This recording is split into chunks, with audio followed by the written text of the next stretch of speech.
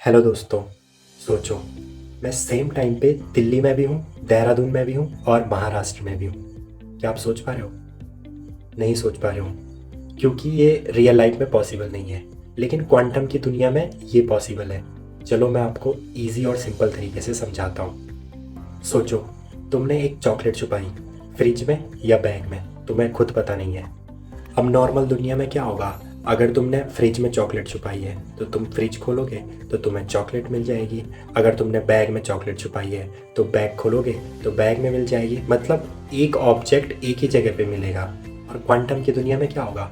जब तक तुम चॉकलेट चेक नहीं करते तो वो फ्रिज में भी होगी और वो बैग में भी होगी। एक ही टाइम पे दोनों जगह होने की पॉसिबिलिटीज़ होती हैं। इसे कहते हैं सुपर पोजिशन। जैसे मैंने शुरुआत में एग्जांपल दिया था खुद का कि मैं सेम टाइम पे दिल्ली में भी हूँ, महाराष्ट्र में भी हूँ और देहरादून में भी हूँ। और जैसे ही हम ऑब्जर्व करते हैं तो क्या होता है, वो ऑब्जेक्ट एक जगह फिक्स हो जाता है। ये चॉकलेट एक जगह फिक्स हो जाती है। फ्रिज चेक किया, फ्रिज में मिल गई। बैग चेक किया, बैग में मिल गई। लेकिन दोनों एक साथ नहीं मिल सकती हैं और इसे कहते हैं ऑब्जर्वेशन इफेक्ट।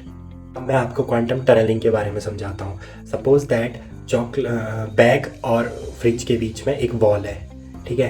तो क्या होता है नॉर्मल लाइफ में, क्या होता है नॉर्मल दुनिया में कि चॉकलेट जो है वॉल को क्रॉस नहीं कर सकती है, मतलब वॉल के आर पार नहीं हो सकती है। लेकिन क्वांटम की दुनिया में क्या होता है, कभी कभी चॉकलेट बैग से निकल के वॉल को क्रॉस करके सीधा फ्रिज में आ जाती है, मतलब बिना वॉल को तोड़े।